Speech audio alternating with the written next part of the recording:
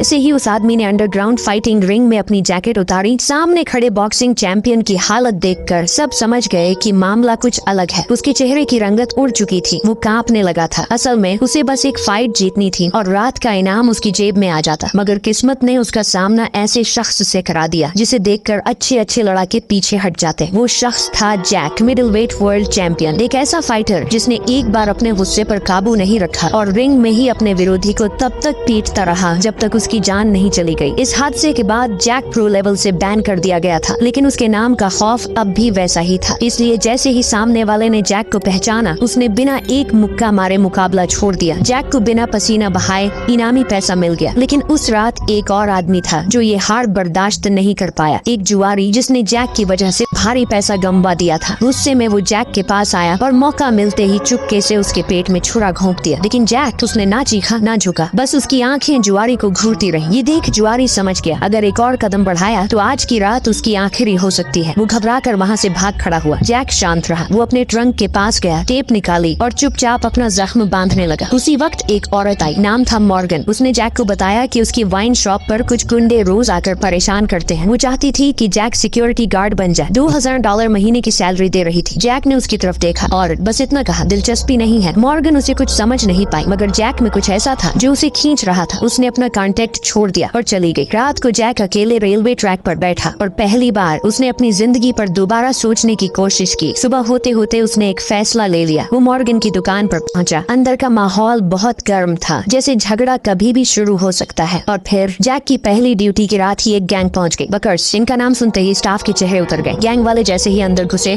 बदतमीजी शुरू हो गई। कस्टमर डर कर बाहर जाने लगे, दुकान खाली होने लगी। लेकिन जैक, वो एकदम शांत था। उसने बस अपनी कुर्सी से उठकर गर्दन घुमाई और उनकी तरफ बढ़ने लगा। अब दोस्तों, अगर आप पार्ट 2 भी देखना चाहते हो तो कमेंट में जरूर बताना।